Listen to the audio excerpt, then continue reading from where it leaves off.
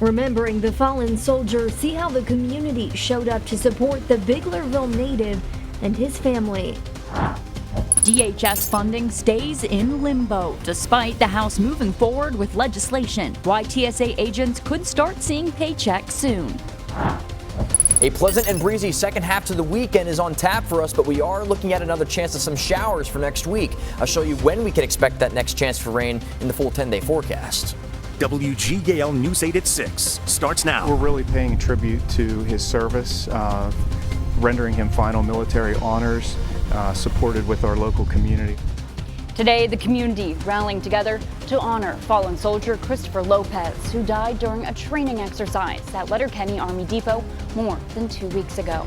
Good evening, I'm McKenna Alexander. Services were held today at Biglerville High School, where Lopez graduated from. News 8's Taylor Hess gives us a look at the outpouring of support he received from the community. We in the United States Army, in the Army Reserve, will never forget Christopher.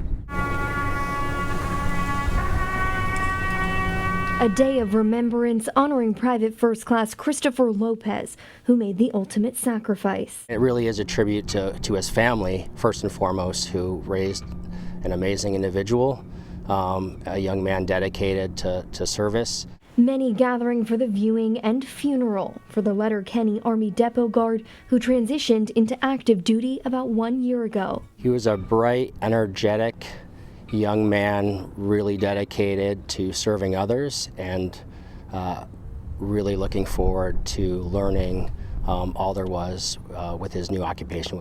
Passionate about serving his country, but that passion also extending beyond the uniform. He spent a lot of time and built a community of his own in the motorcycle community. And they're here today representing in strength, showing their solidarity and saying goodbye to Christopher. An impact that will never be forgotten. He was an amazing young man whose life was cut short, but I am grateful for the time that I was able to serve with him. And if Specialist Lopez can hear them, they want him to know this. We're proud of you. We're proud of your service.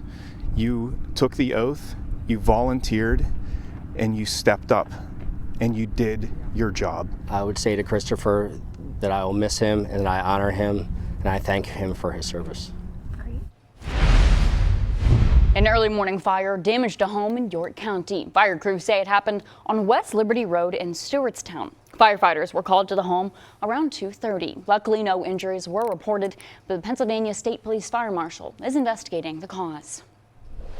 Looking live over Lancaster tonight, it was a clear and chilly day. Meteorologist Ryan Argenti's here. And Ryan, when is it going to start warming up again? At least it's beautiful out there. Yeah, it was a bit chilly today, I'll say. I walked out the door heading into the station. I was like, whew, oh man, it's a little chilly. I'm expecting the 70s, but you know, yeah, we still got to wait yet. So we do have 70s on tap for us, which I'll chat about here in just a moment. But for right now, look at Lebanon right now. Blue skies across the area. I mean, this is basically the similar look across the Susquehanna Valley with sunny conditions into the mid-40s, but there has been a bit of a breeze today out of the northwest at right around 7 miles per hour. But some gusts today earlier had about right around 20 miles per hour is where some communities gusted out at. But we'll be milder and pleasant for Sunday. An unsettled start to the week is on tap for Monday. Looking ahead into our Tuesday, another early chance for some showers. But I will say for our Monday, the unsettled weather really comes in late in the day. I do think Monday will end up being dry for the most part. But temperatures are into the mid-40s, lower 50s for Gettysburg.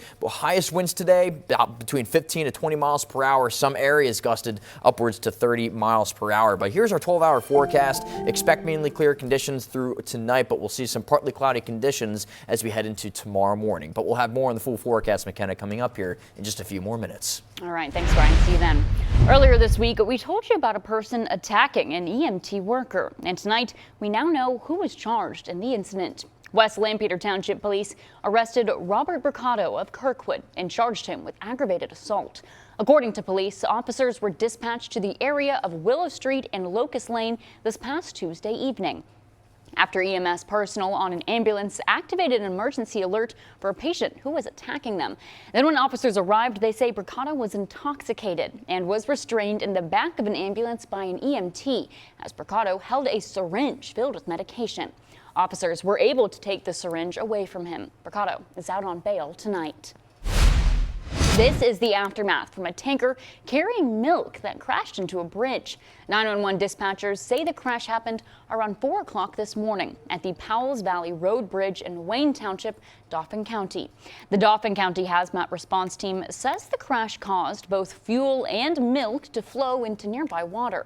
The team worked for several hours today to slow down and control the flow from the tanker to reduce the environmental impact. Dispatchers say there were no reported injuries and state police are investigating the crash. Right now, PennDOT says it is assessing the situation and developing a repair plan for the bridge, and drivers in that area should use other routes.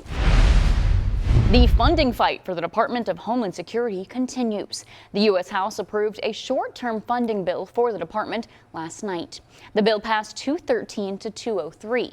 The 4 congressmen who represent the Susquehanna Valley, all Republicans, voted in favor of the bill. Unlike the Senate-approved legislation that was rejected in the House, this bill would fund all of DHS, including ICE and Border Patrol, through May 22nd. Despite this bill advancing, there is no end in sight for this partial shutdown, as both sides of the aisle point fingers at each other.